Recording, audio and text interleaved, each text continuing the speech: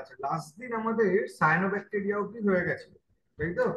সায়ানোব্যাকটেরিয়ার character অব্দি আমরা পুরোপুরি করে ফেলেছিলাম। আজকে আমরা যেটা স্টার্ট করব কিংডম মোনেরার মধ্যেই মাইকোপ্লাজমা। মাইকোপ্লাজমা বলে একটা গ্রুপ আছে, সেই গ্রুপটা সম্বন্ধে আমরা একটু জানবো। এই মাইকোপ্লাজমা যে গ্রুপটা প্রথম আবিষ্কার করেন নোকার্ট এবং রক্স, এই দুজন সায়েন্টিস্ট প্রথম এই মাইকোপ্লাজমা গ্রুপটা আবিষ্কার করেন 1898 খ্রিস্টাব্দে। ঠিক আছে? এই মাইকোপ্লাজমার আরো দুটো নাম আছে, একটা হচ্ছে পিপিএলও, মানে প্লিউরো নিউমোনিয়া লাইক অর্গানিজম, বা এমএলও, মাইকোপ্লাজমা লাইক অর্গানিজম। ঠিক আছে? এই দুটো নামেও কিন্তু মাইকোপ্লাজমাকে তোমার চিহ্নিত করে। ঠিক আছে? এইবার এই মাইকোপ্লাজমার যদি আমরা ডেফিনেশনটা বলি যে কাকে আমরা মাইকোপ্লাজমা বলবো, সেই ক্ষেত্রে আমরা কি জানতে পারছি যে এরা সরল, ক্ষুদ্র, কোষপ্রাচীর বিহীন, গ্রাম নেগেটিভ, বহুরূপতা সম্পন্ন প্রোক্যারিওটিক জীবকে মাইকোপ্লাজমা বলে। তো ইউজুয়ালি আমি আগেও তোমাদের বলেছি, এই যে অর্গানিজম গুলো, এদের ডেফিনেশন গুলো এমন ভাবেই দেওয়া হয় যাতে এই ডেফিনেশনের মধ্যেই অনেকগুলো ক্যারেক্টারকে বলা থাকে। যেমন দেখো, প্রথমে বলেছে সরল, ক্ষুদ্র। ঠিক আছে? তার মানে মাইক্রোস্কোপিক, কোষপ্রাচীর বিহীন। এরা হচ্ছে এক ধরনের অর্গানিজম কিংডম মোনেরার মধ্যে যাদের কোন রকম কোষপ্রাচীর নেই। এর আগে আমরা যতগুলোই পড়েছি, সেটা সায়ানোব্যাকটেরিয়া হোক বা তোমার ধরো ব্যাকটেরিয়া হোক, নর্মাল ব্যাকটেরিয়া হোক, প্রত্যেকেরই কিন্তু কোষপ্রাচীর ছিল। তাহলে এ হচ্ছে কোষপ্রাচীর বিহীন, গ্রাম নেগেটিভ, বহুরূপতা সম্পন্ন। এই বহুরূপতাটা কি জিনিস সেটা আমরা পরে আলোচনা করছি। এবং প্রোক্যারিওট। ঠিক আছে? তাহলে এইগুলো হচ্ছে এর বৈশিষ্ট্য। এবার এর সাধারণ বৈশিষ্ট্যগুলোর মধ্যে যদি এদের কোষের আকৃতি এবং গঠন দেখি, সাধারণত এরা খুবই ক্ষুদ্র, 0.1 থেকে 0.15 মাইক্রোমিটার হচ্ছে এদের তোমার আকার। আর এদের যদি আমরা শেপটা দেখি যে কিরকম হয়, সেক্ষেত্রে আমরা দেখতে পারবো মাইক্রোস্কোপের নিচে এদের আইদার কক্কাস দেখতে হয়। কক্কাস মানে কি বলতে পারবেন? ইনপিট কক্কাস কারা? কোনো আইডিয়া আছে কক্কাস কারা?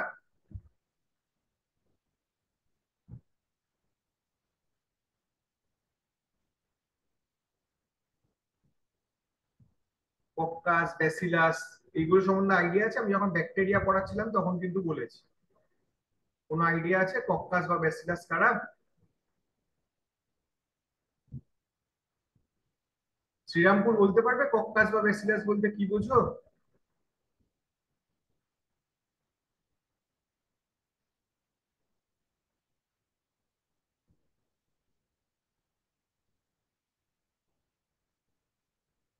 কক্কাস হচ্ছে গোল আকৃতির যে ব্যাকটেরিয়া। ঠিক আছে? খুব ক্ষুদ্র গোল গোল আকৃতির, আমরা মাইক্রোস্কোপের নিচে যাদের দেখতে পাই তাদেরকে আমরা বলি কক্কাস। ঠিক আছে? এবং ব্যাসিলাস কারা? ব্যাসিলাস হচ্ছে ইউজুয়ালি দণ্ডাকৃতির যারা হয় তাদেরকে বলা হয় ব্যাসিলাস। ঠিক আছে? তাহলে ইউজুয়ালি মাইক্রোপ্লাজমাকে আমরা দেখতে পাই তোমার কক্কাস আকৃতি। ঠিক আছে? এরপর এদের যেটা আছে যে এদের কোষের মধ্যে কোনো রকম কোষ প্রাচীর থাকে না। কোষ পর্দাটাই হচ্ছে একদম আউটার মোস্ট প্রোটেকটিভ স্ট্রাকচার, মানে একদম বাইরের যে আবরণী, যেটা কোষকে বাঁচিয়ে রাখে বাইরের আঘাত থেকে, সেটা হচ্ছে কোষ পর্দা। এদের কোন রকম কোষ প্রাচীর থাকে না। এই কোষ পর্দার মধ্যে এদের একটা স্পেশালাইজড কম্পোনেন্ট থাকে, যে কম্পোনেন্টটাকে বলা হয় অ্যাসিটাইল গ্লুকোজামিন। ইউজুয়ালি অন্যান্য অর্গানিজমের মধ্যে দেখা যায় না, কিন্তু এদের দেখা যায়, যেটাকে বলা হয় অ্যাসিটাইল গ্লুকোজামিন। এই অ্যাসিটাইল গ্লুকোজামিন হচ্ছে এক ধরনের কোলেস্টেরল সমৃদ্ধ তোমার একটি কি বলবো স্পেসিফিক মলিকিউল, যেটা সাধারণত এই মাইক্রোপ্লাজমার কোষ পর্দার মধ্যে দেখতে পাওয়া। ঠিক আছে? এবার যেহেতু এরা প্রোক্যারিওট, তোমরা বলো দেখি তাহলে এদের নিউক্লিয়াস বা ডিএনএ কিরকম হবে? প্রোক্যারিওটদের ডিএনএ কিরকম হয়?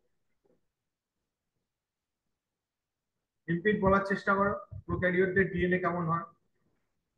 ইউক্যারিওটের থেকে প্রোক্যারিওটের ডিএনএ কিভাবে আলাদা হয়? স্যার বলুন আর একবার।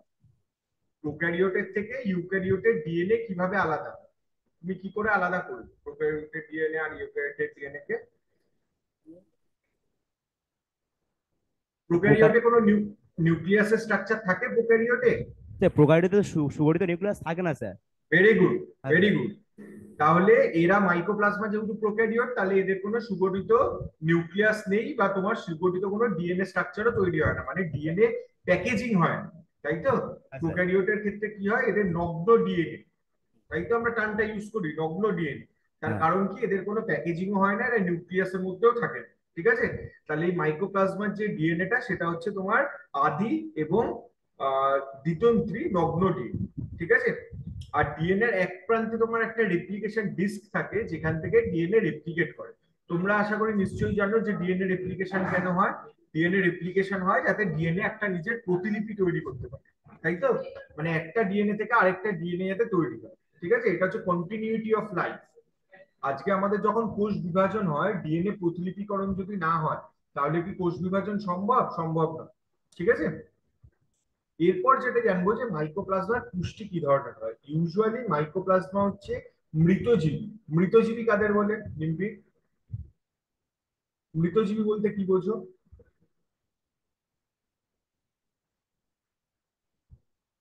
জানো মৃতজীবী কাদের বলে, জানো? স্যার, যে জীব একে অপর থেকে সাহায্য প্রাপ্ত। হ্যাঁ, সেটা মিথজীবী, সিম্বায়োটিক। মিথ, আর আমি বললাম মৃত। মৃতজীবী স্যার। হ্যাঁ, মিথজীবী হচ্ছে যারা একে অপরের থেকে সাহায্য পায়, যেমন সিম্বায়োটিক রিলেশনশিপ। হ্যাঁ স্যার। আগের দিন তোমাদের বলছিলাম যে রাইজোবিয়াম যেমন মৃতজীবী বলতে তোমার পালস ক্রপের মূলে থাকে, সেটা হচ্ছে মিথজীবী বা সিম্বায়োটিক রিলেশনশিপ। হ্যাঁ এবার আমি হচ্ছে মৃতজীবী কারা। স্যার, মৃতজীবী মানে যে সমস্ত জীবরা মৃত প্রাণীদের থেকে পুষ্টি সংগ্রহ করে স্যার। হ্যাঁ, মৃত প্রাণী বা উদ্ভিদ থেকে তোমার পুষ্টি সম্পন্ন করে, তাদেরকে বলা হয় মৃতজীবী। ভেরি গুড, হ্যাঁ। বসে পড়ো। তাহলে এই মাইক্রোপ্লাজমা হচ্ছে মৃতজীবী। ঠিক আছে, এবং এদের শ্বসন পদ্ধতি কি হয় না, এরা হচ্ছে বাধ্যগতভাবে অবায়ুজীবী বা অবাধ শ্বসনকারী। তার মানে কি, অক্সিজেনের প্রেজেন্সে এরা গ্রো করতে পারবে না। ঠিক আছে, তাহলে এদের বেঁচে থাকার জন্য এমন একটা এনভায়রনমেন্ট দরকার যেখানে অক্সিজেন নেই। ঠিক আছে, আচ্ছা, এবার যদি এদের জনন কিভাবে সম্পন্ন হয় দেখি। ইউজুয়ালি এদের ক্ষেত্রে দ্বিবিভাজন পদ্ধতিতে জনন সম্পন্ন হয়। আগের দিন তোমাদের দ্বিবিভাজন পদ্ধতির জনন সম্বন্ধে বলেছি যে কিভাবে দ্বিবিভাজন পদ্ধতিতে জনন হয়। বলেছি তো, মনে আছে একটু? দ্বিবিভাজন কিভাবে হয়, মানে কোথা থেকে এটা দ্বিবিভাজন পুরকোদ্গমের থেকে কিভাবে আলাদা, মনে আছে? পুরকোদ্গমে কি হয়, একটা সাইড থেকে প্রথমে একটা বাট টাইপের বেরিয়ে আসে কোষে, তাই তো? আর দ্বিবিভাজনে কি হয়, একদম সরাসরি কোষের মাঝ বরাবর তোমার সেল প্লেট তৈরি হয়, হয়ে দুজন তোমার দুটো সেল ভাগ হয়ে যায়। ঠিক আছে, এইবার এই মাইক্রোপ্লাজমার জীবদেহে বা মানব সমাজে কি গুরুত্ব, এইটা যদি আমরা জানি, কি দেখতে পাবো যে মূলত এই মাইক্রোপ্লাজমা জীবদেহের রোগের সৃষ্টি করে। যেমন বিভিন্ন মাইক্রোপ্লাজমা আছে, যেমন মাইক্রোপ্লাজমা নিউমোনি। তুমি নামটা শুনেই বুঝতে পারবে এই নিউমোনি কথাটা আসছে কোথা থেকে, কোন রোগ থেকে? নিউমোনিয়া রোগ থেকে। ঠিক আছে, তাহলে নিউমোনিয়া রোগ সম্বন্ধে তোমরা জানো, আমাদের কি হয় নিউমোনিয়া হলে? আমাদের শ্বসনতন্ত্রে প্রবলেম হয়। ঠিক আছে, লাংস এর মধ্যে প্রচুর কফ জমে যায়, আমরা শ্বাস প্রশ্বাস ভালোভাবে নিতে পারি না। তাহলে এই মাইক্রোপ্লাজমা নিউমোনি কি করে, নিউমোনিয়া তৈরি করে। ঠিক আছে, এছাড়া কিছু মাইক্রোপ্লাজমা আছে যেগুলো গবাদি পশু তোমার সংক্রমণ ঘটায়, যেমন মাইক্রোপ্লাজমা বোভি জেনিটেলিয়াম। ঠিক আছে, এইটা হচ্ছে এক ধরনের মাইক্রোপ্লাজমা যেটা তোমার আহ, গবাদি পশুদের সংক্রমণ করে। এইবার ধরো তোমাকে আমি একটা প্রবলেম বলছি, সাপোজ ধরো তোমার পেনিসিলিন যে অ্যান্টিবায়োটিক, নাম শুনেছো নিশ্চয়ই? নাম শুনেছো, পেনিসিলিন যে অ্যান্টিবায়োটিক একটা আছে, নাম শুনেছো তার? পেনিসিলিন অ্যান্টিবায়োটিকের নাম শুনেছো? তোমাদের জ্বর হলে ডাক্তারবাবুরা ওষুধ দেয়, অ্যান্টিবায়োটিক দেয়, দেয় তো? হ্যাঁ স্যার। এবার পেনিসিলিন একটা অ্যান্টিবায়োটিক, নাম শুনেছো তোমরা? কে আবিষ্কার করেছিলেন পেনিসিলিন, নাম মনে আছে? আলেকজান্ডার ফ্লেমিং, মনে আছে? এই পেনিসিলিন অ্যান্টিবায়োটিকটা যে কোনো ব্যাকটেরিয়ার কোষ প্রাচীরে গিয়ে কাজ করে। বোঝা গেল ব্যাপারটা কি বললাম? তার মানে কি, কোষ প্রাচীর তৈরি করতে ব্যাহত সৃষ্টি করে এবং তার ফলে তোমার ব্যাকটেরিয়াটা ওখানে সার্ভাইভ করতে পারে। ঠিক আছে, এইবার আমি যদি বলি পেনিসিলিন অ্যান্টিবায়োটিক মাইক্রোপ্লাজমার উপর কাজ করে না, এর উত্তর তোমাকে দিতে হবে যে কেন করে না। আমি তোমাকে দুটো ইনফরমেশন দিলাম, এক, পেনিসিলিন অ্যান্টিবায়োটিক কোষ প্রাচীরে গিয়ে কাজ করে। দুই, পেনিসিলিন অ্যান্টিবায়োটিক মাইক্রোপ্লাজমার উপর কাজ করে না। তাহলে এবার বলো কেন কাজ করে না মাইক্রোপ্লাজমা? কি মনে হয়, কি রিজন হতে পারে?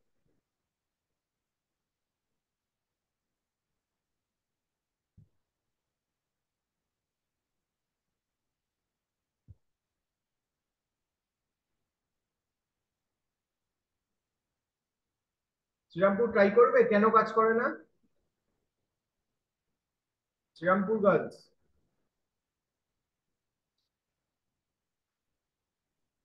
আর কোন স্কুল আছে দেখি।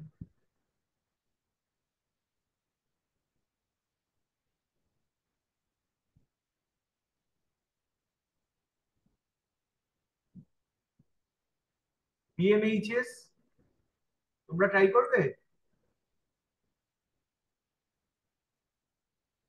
লিম্পিক পারবে তোমরা? হ্যাঁ স্যার। কি মনে হচ্ছে, পারবে না?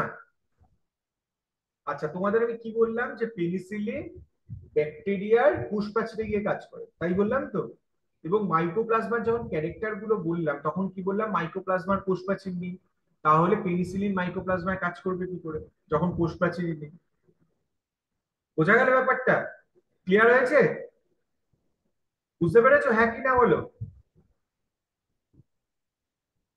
লিম্পিট বোঝা গেছে কিনা বলো? যে উত্তরটা দিলাম সেটা বোঝা গেছে না যায়নি? Okay. বোঝা গেছে? হ্যাঁ স্যার।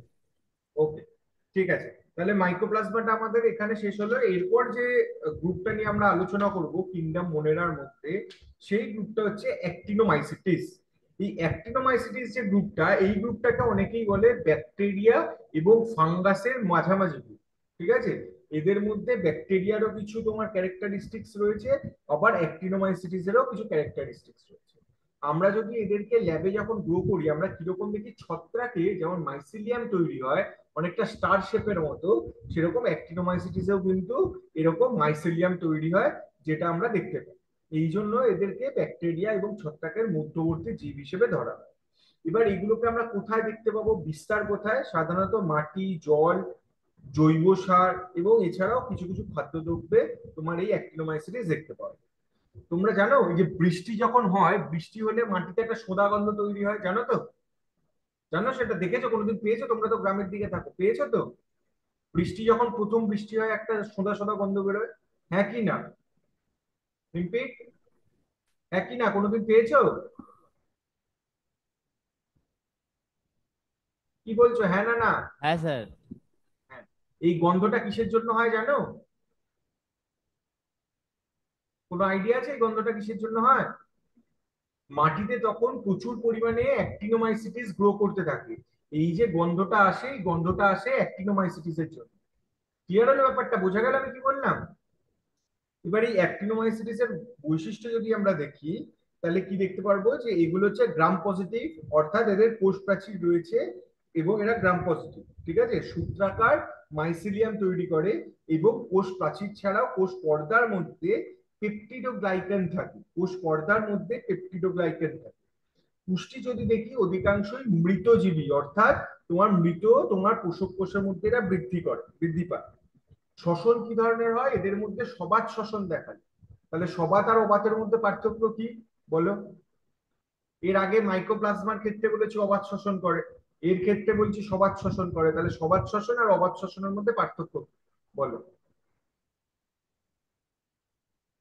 চেষ্টা করো। এগুলো ক্লাস 9-10 এর জিনিস, সবাত শ্বসন আর অবাত শ্বসনের পার্থক্য বলো।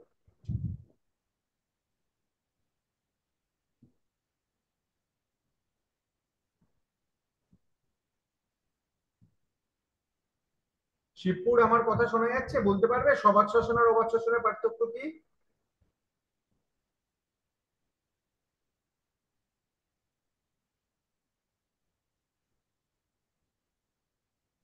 তোমরা একদম কিন্তু ট্রাই করছো না, এগুলো 9-10 এর জিনিস, সবাত শ্বসন আর অবাত শ্বসনের পার্থক্য বলতে পারছো না? ডিম্পি ট্রাই করো, চলো ট্রাই করো, বলো। চেষ্টা করো, ভুল হলে আমি বলে দেবো, চেষ্টা করো।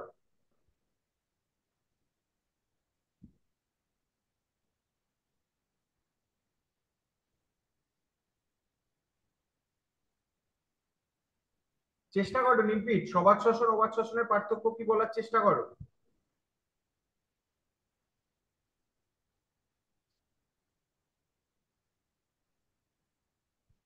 শিবপুর, তোমরা কি ট্রাই করবে?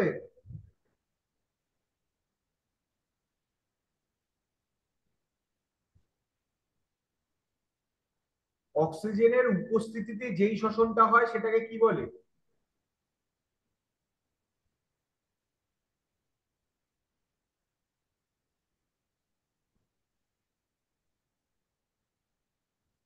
অক্সিজেনের উপস্থিতিতে যেই শ্বসনটা হয় সেটাকে কি বলে, সবাত না অবাত? স্যার সবার শেষ। তাহলে এতক্ষণ ধরে তোমরা বলতে চাও না কেন, লজ্জা পাচ্ছ কেন? লজ্জা পাওয়ার কি আছে বল? আর অক্সিজেনের অনুপস্থিতিতে এটা হয় সেটাকে বলা হয় অবাত শ্বসন, তাই তো? তাহলে যেটা তোমার মাইক্রোপ্লাজমার মধ্যে হয় সেটা অবাত শ্বসন, যেটা অ্যাক্টিনোমাইসিটিস এর মধ্যে দেখা যায় সেটা সবাত শ্বসন। ঠিক আছে? আর এদেরকে বলা হয় মেসোফিলিক। ঠিক আছে, যখন ব্যাকটেরিয়া পড়িয়েছিলাম তখন বলেছিলাম যে কারা মেসোফিলিক হয়, কারা থার্মোফিলিক হয়, বলেছিলাম তো। তারপর কারা তোমার সাইক্রোফিলিক হয় বলেছিলাম তো। এবার বলো মেসোফিলিক কারা। এই প্রত্যেকটা টার্ম বলেছিলাম। মেসোফিলিক কারা বলো, পারবে বলতে?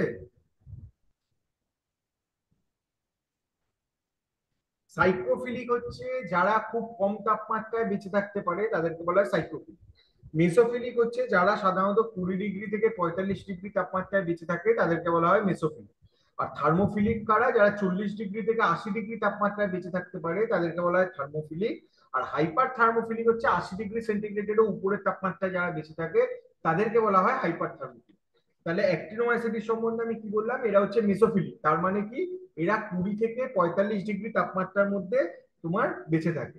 ইউজুয়ালি অ্যাক্টিনোমাইসিটিস সব থেকে ভালো তোমার গ্রো করে হচ্ছে 35 ডিগ্রি সেন্টিগ্রেড তাপমাত্রা।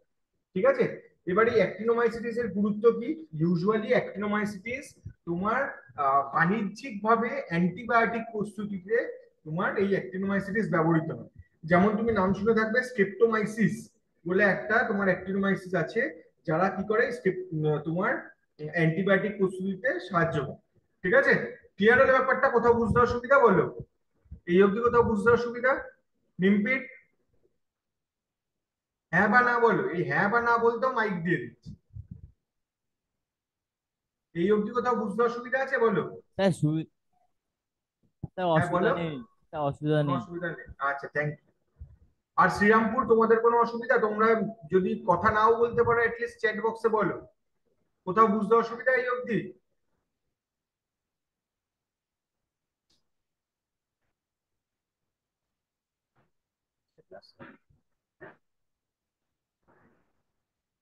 শ্রীরামপুর, শিবপুর কোনো অসুবিধা আছে বলো?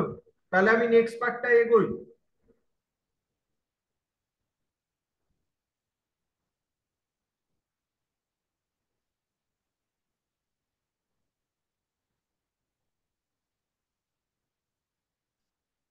নেক্সট যে গ্রুপটা আছে সেই গ্রুপটার নাম হচ্ছে স্পাইরোপিটিসি।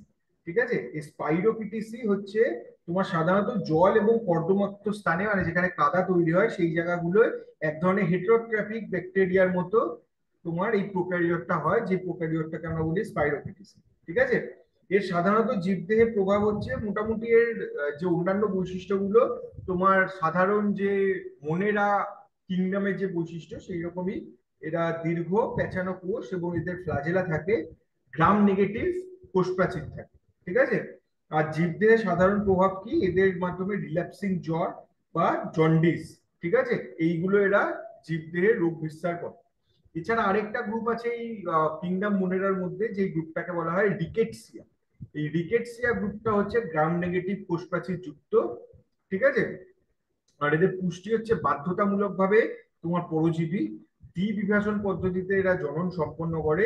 ঠিক আছে? এবং এরা কি হয়, পোষক কোষের থেকে তোমার পুষ্টি সম্পন্ন করে। প্রথমেই বললাম এরা বাধ্যতামূলক ভাবে পরজীবী। ঠিক আছে? এই হলো ওভারঅল কিংডম মোনেরার একটা তোমার কি বলবো ধারণ। এরপর যে কিংডমটা আছে সেই কিংডমটার নাম হচ্ছে কিংডম প্রোটিস্টা। ঠিক আছে? কিংডম প্রোটিস্টা হচ্ছে প্রথম একটা কিংডম যেটা ইউক্যারিওট, একদম আদিমতম কোষ যেটা হলো ইউক্যারিওট। ঠিক আছে? একটা প্রোটিস্টার নাম বলে দেখি আন্দাজে, একদম আন্দাজে বল, একটা প্রোটিস্টার নাম বলে আন্দাজে।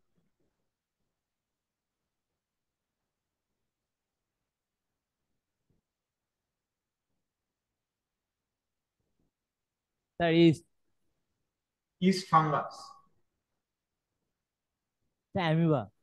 Very good, amoeba. খুব ভালো। অ্যামিবা হচ্ছে একটা প্রোটিস্টার। অ্যামিবা ছাড়া আর কি আছে? ইউগ্লিনা আছে।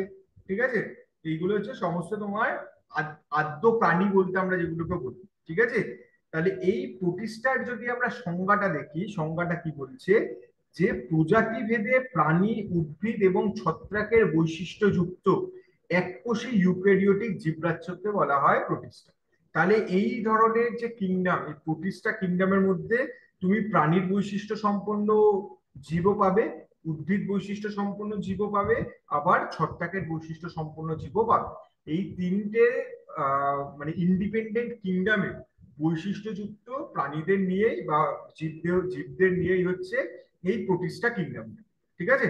সাধারণত এদের কোষের আকৃতি যদি আমরা দেখি, কোষ খুবই ক্ষুদ্র এবং আণুবীক্ষণিক ইউক্যারিওট, ঠিক আছে? তাহলে কি বললাম, খুবই ক্ষুদ্র, আণুবীক্ষণিক এবং ইউক্যারিওটিক, ঠিক আছে? এদের সাধারণত এককোষী, কিন্তু কিছু কিছু ক্ষেত্রে এরা কি করে, উপনিবেশ তৈরি করে। উপনিবেশ মানে কি, তোমার অনেকগুলো একসাথে জুড়ে জুড়ে জুড়ে জুড়ে, কি বলছে, আচ্ছা শিবপুর লিখেছে, sir our speaker is not working so we can't here.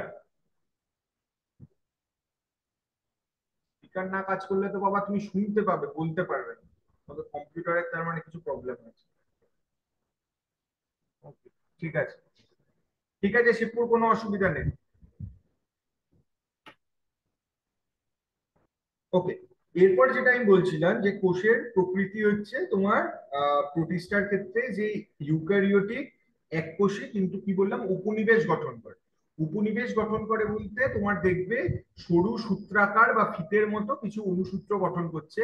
কিন্তু এটাও মাথায় রাখতে হবে, অনুসূত্র গঠন করলেও কিন্তু প্রত্যেকটা কোষ, সেই অনুসূত্রের মধ্যে যে প্রত্যেকটা কোষ থাকবে তারা কিন্তু ইন্ডিপেন্ডেন্ট একে অপরের থেকে, কেউ কিন্তু কারোর উপর ডিপেন্ডেন্ট নয়। অর্থাৎ তারা এককোষী জীবের যে বৈশিষ্ট্য, যে প্রত্যেকটা কোষ স্বাধীনভাবে চলতে পারে, সেই ইন্ডিপেন্ডেন্সিটা কিন্তু এরা বজায় রাখে। 2 নম্বর হচ্ছে কোষের আবরণ। এদের সাধারণত কোষ পর্দা দ্বারা আবৃত থাকে। কিছু কিছু ক্ষেত্রে এদের কোষ পর্দার বাইরে পেলিকাল বা কিউটিকল মতো তোমার শক্ত আবরণ দেখতে পাওয়া যায় কিছু কিছু জীবের। প্রোটোপ্লাজম যদি আমরা দেখি, এদের যেহেতু ইউক্যারিওট, ইউক্যারিওটের মধ্যে আমরা কি একটা আদর্শ নিউক্লিয়াস দেখতে পাই, তাই তো? আদর্শ নিউক্লিয়াস ছাড়া প্রোক্যারিওট আর ইউক্যারিওটের মধ্যে কি পার্থক্য হয়?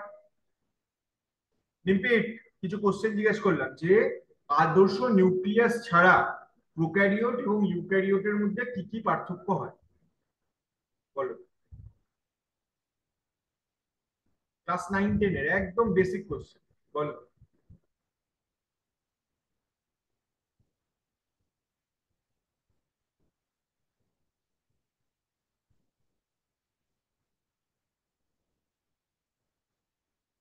কি হয় বলো?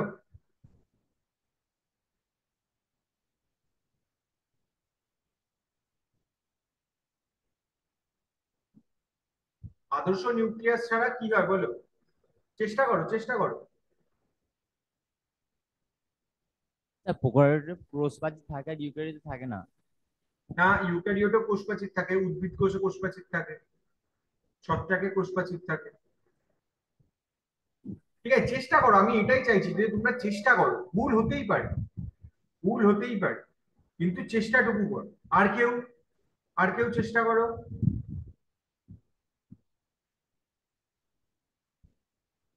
তা প্রোকারিওটে প্লাজমিড থাকে। প্রোক্যারিওটে প্লাজমিড, হ্যাঁ সেটা বলতে পারো, কিন্তু প্লাজমিড কি জানো?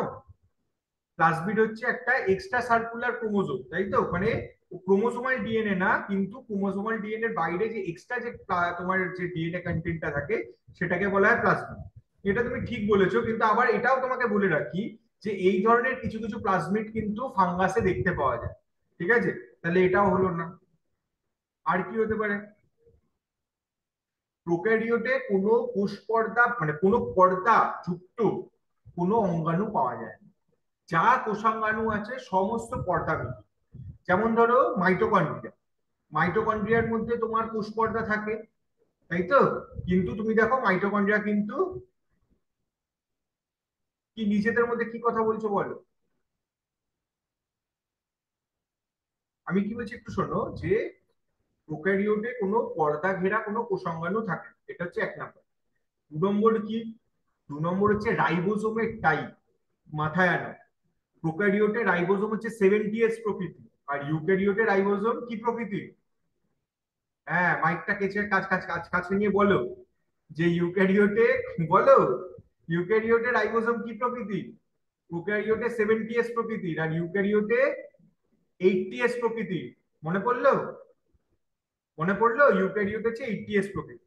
ঠিক আছে, তাহলে এদের যে তোমার রাইবোজোমটা তোমার প্রোটিস্টার ক্ষেত্রে সেটা হচ্ছে 80s। ঠিক আছে, এরপর হচ্ছে ক্লোরোপ্লাস্ট। ক্লোরোপ্লাস্ট কি কাজে লাগে বলো? প্রত্যেকটা পদক্ষেপে আজকে আমি জিজ্ঞেস করতে করতে যাবো, বলো ক্লোরোপ্লাস্ট কি কাজে লাগে? স্যার ক্লোরোপ্লাস্ট ওই উদ্ভিদের স্যার সবুজ ভেরি বর্ণ আর গুড, কি স্যার, সবুজ বর্ণ। Very good. উদ্ভিদে থাকে সাধারণত সালোক সংশ্লেষে সাহায্য করে, তাই তো? ব্যাকটেরিয়ায় থাকে না, সায়ানোব্যাকটেরিয়ায় আগের দিন পড়িয়েছিলাম, সায়ানোব্যাকটেরিয়াতেও ক্লোরোপ্লাস্ট থাকে। ঠিক একইভাবে কিছু কিছু প্রোটিস্টা আছে যাদের মধ্যে ক্লোরোপ্লাস্ট থাকে। ঠিক আছে, গেল। এরপর হচ্ছে গমন। এরা কিছু কিছু গমন অঙ্গ থাকে যেমন সিলিয়া, ফ্লাজেলা, এইগুলো থাকলে গমন হয়। মানে আমাদের যেমন পা, পায়ের মাধ্যমে আমরা এক স্থান থেকে আরেক স্থানে গমন করি, ঠিক একই রকম ভাবে এই এককোষী প্রাণীগুলোর মধ্যে সিলিয়া বা ফ্লাজেলা থাকে, যার মাধ্যমে তারা এক স্থান থেকে আরেক স্থানে গমন সম্পন্ন করে। ঠিক আছে, শ্বসন। শ্বসন হচ্ছে এদের সবাত শ্বসন দেখা যায়, অলরেডি বলে দিয়েছি সবাত শ্বসন কি। তোমার যখন ইউক্যারিওট হচ্ছে ধীরে ধীরে এরা কি হচ্ছে না সবাত শ্বসনের দিকে যাচ্ছে। জনন। এদের ক্ষেত্রে বেশিরভাগ ক্ষেত্রে অযৌন এবং যৌন উভয় পদ্ধতিতেই জনন হয়। অযৌন জননের ক্ষেত্রে তোমার পুরোগোদ্গম বা রেণু গঠন হয়, আর যৌন জননের ক্ষেত্রে সিনগ্যামি দেখা যায়। ঠিক আছে, ক্লিয়ার হলো? এগুলো হচ্ছে তোমার যে কিংডম প্রোটিস্টা তার একটা ওভারঅল বৈশিষ্ট্য। এইবার এই কিংডম প্রোটিস্টার যদি আমরা শ্রেণীবিন্যাস করি তাহলে আমরা মূলত তিনটে শ্রেণী পাবো। ঠিক আছে, একটা হচ্ছে সালোক সংশ্লেষকারী প্রোটিস্টা, দু নম্বর হচ্ছে ছত্রাক সদৃশ প্রোটিস্টা অর্থাৎ ছত্রাকের মতো দেখতে, আর তিন নম্বরটা হচ্ছে আর্দ্রপ্রাণী বা প্রোটোজোয়াল প্রোটিস্টা। ক্লিয়ার? এই তিনটে গ্রুপকে আবার ডিফারেন্ট সাবগ্রুপের মধ্যে ভাগ করা। ঠিক আছে, প্রথমে যে সালোক সংশ্লেষকারী প্রোটিস্টা অর্থাৎ নাম থেকেই বুঝতে পারছো এরা সালোক সংশ্লেষ করতে সক্ষম। ঠিক, এই সালোক সংশ্লেষকারী যে প্রোটিস্টা সেটাকে আবার তিনটে গ্রুপে ভাগ করা হয়। একটা হচ্ছে ক্রাইসোফাইটা, তারপর হচ্ছে পাইরোফাইটা, এবং তিন নম্বর হচ্ছে ইউক্লিডোফাইটা। বোঝা গেল ব্যাপারটা? তো এই ক্রাইসোফাইটার এবার যদি আমরা বৈশিষ্ট্যগুলো দেখি, এই ক্রাইসোফাইটার বৈশিষ্ট্য কি বলছে, সাধারণত এরা হচ্ছে আণুবীক্ষণিক শৈবাল। ঠিক আছে, এবার শৈবাল মানেই তার মানে কিছুটা অ্যালগির মতো বৈশিষ্ট্য রয়েছে। ঠিক আছে, অ্যালগিকে বাংলাতে আমরা বলি শৈবাল। তাহলে এরা কি এককোষী আণুবীক্ষণিক শৈবাল। ঠিক আছে, কোষের বাইরে একটা খোলক থাকে, শেল। বোঝা গেল? শেল থাকে, এবং এই শেলগুলো কি হয় লিডের মতো, মানে একটা লিড আরেকটা লিডকে এরকম ঢেকে রেখেছে। ঠিক আছে, ক্লিয়ার হলো? বাইরের যে তোমার লিডটা থাকে সেই লিডটাকে বলা হয় এপিথিকা, এবং ভিতরের যে লিডটা থাকে সেটাকে বলা হয় হাইপোথিকা। ঠিক আছে, বোঝা গেল ব্যাপারটা? এবং এরাও কিন্তু তোমার সাইটোপ্লাজমিক চলনের মাধ্যমে গ্লাইডিং সম্পন্ন করে। ঠিক আছে, দেহ সাম্য। দেহ সাম্য যদি আমরা দেখি, এদের দেহটা দ্বিপার্শ্বীয় এবং দ্বি অরীয় এই ধরনের সাম্যতা দেখায়, এবং দ্বিপার্শ্বীয় সাম্যযুক্ত এদেরকে ডায়াটম বলা হয়। ঠিক আছে, এই ক্রাইসোফাইটার যে অর্গানিজম গুলো থাকে এদেরকে বলা হয় ডায়াটম। ঠিক আছে, এই দ্বিপার্শ্বীয় সাম্যযুক্ত যে ডায়াটম গুলো থাকে তাদেরকে বলা হয় পিনেট ডায়াটম, এবং দ্বি অরীয় সাম্যতা যুক্ত যে ডায়াটম গুলো থাকে তাদেরকে বলা হয় সেন্ট্রিক ডায়াটম। ঠিক আছে, এবার যেহেতু এদের প্রথমেই বললাম যে এরা কি সালোক সংশ্লেষকারী, তাহলে পুষ্টি কি হবে সাধারণত স্বভোজী, তাই তো? এরা তাহলে নিজেদের খাদ্য নিজেরা তৈরি করতে পারে। আর জনন কি ধরনের হয় দেখো, এরা মূলত অযৌন জনন পদ্ধতিতে জনন সম্পন্ন করে, তবে কিছু কিছু ক্ষেত্রে যৌন জননও দেখা যায় যেটা সিনগ্যামি পদ্ধতিতে হয়। এবার উদাহরণ কি হতে পারে, উদাহরণ হচ্ছে মেলোসিরা, সাইক্লোটেল্লা এবং ডিসকোস্টেল্লা। ঠিক আছে, ক্লিয়ার হলো ব্যাপারটা? এর পরের যে গ্রুপটা আছে সেই গ্রুপটার নাম কি বললাম, পাইরোফাইটা বা ডিনোফ্লাজেলাটা। এই ডিনোফ্লাজেলাটা নামটার মধ্যেই লুকিয়ে আছে এর একটা ক্যারেক্টার। ডিনোফ্লাজেলা কেন বলা হচ্ছে, দুটি ফ্লাজেলা আছে বলে বলা হচ্ছে ডিনোফ্লাজেলা। ঠিক আছে, এই গ্রুপটা হচ্ছে দুই ফ্লাজেলা যুক্ত এককোষী সামুদ্রিক শৈবাল, তার জন্য একে বলা হয়। হ্যাঁ বলো, কিছু বলবে? নিমপিট কিছু বলবে? হ্যাঁ বললে না না বললে? কথা শোনা গেল না। না। ওকে ওকে, এই ডিনোফ্ল্যাজেলাটা হচ্ছে তোমার দুটি ফ্ল্যাজেলা যুক্ত সামুদ্রিক শৈবাল, যেটা তোমার কিনা এই তোমার সালোক সংশ্লেষকারী প্রোটিস্টা গ্রুপের মধ্যে পড়ছে।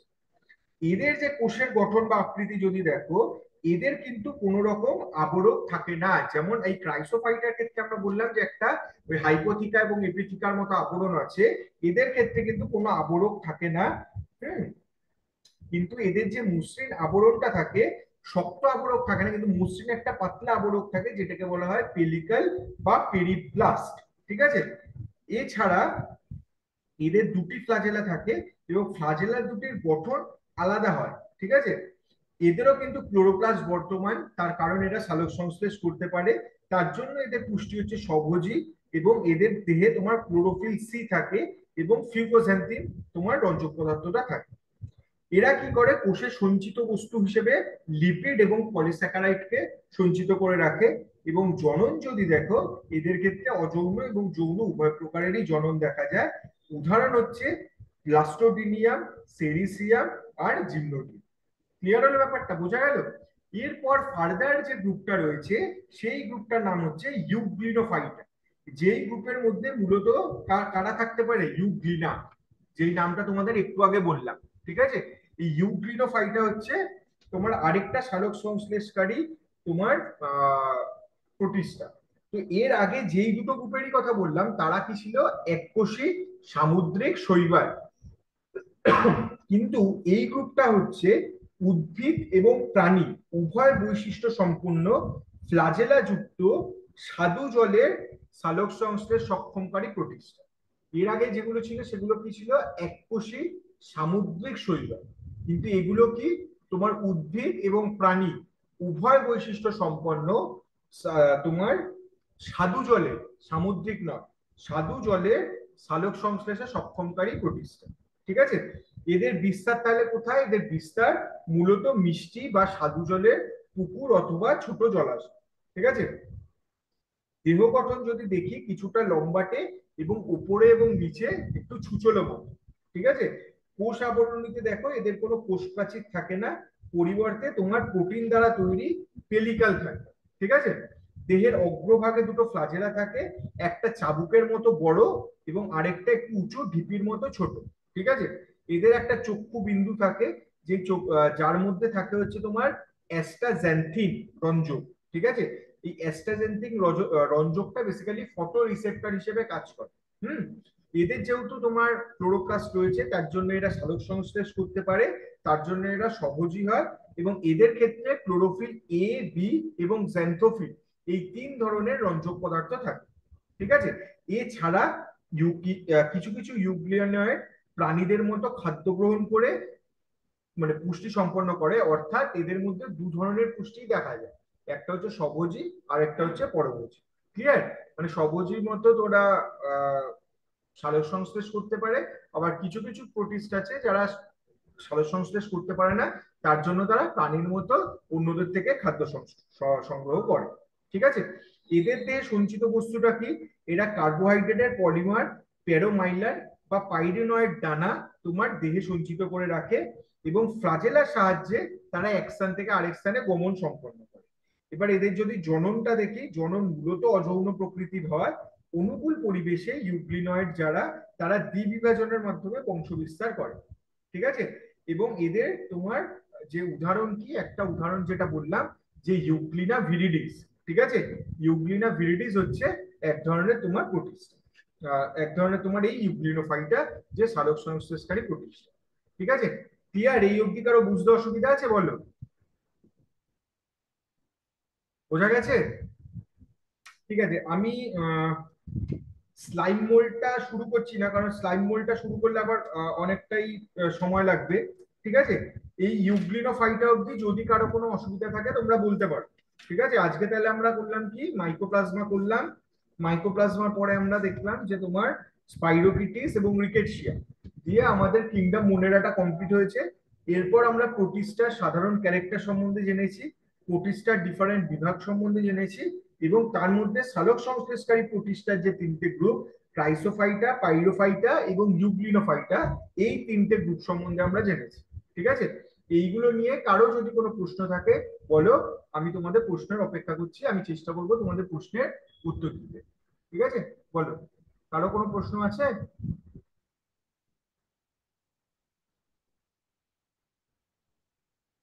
রিপিটের কোনো প্রশ্ন নেই, তাই তো?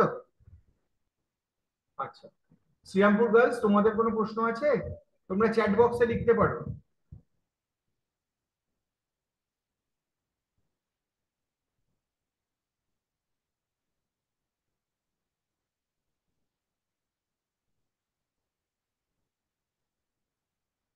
শ্রীরামপুর গার্লস, তোমাদের কোনো প্রশ্ন আছে এই অবধি?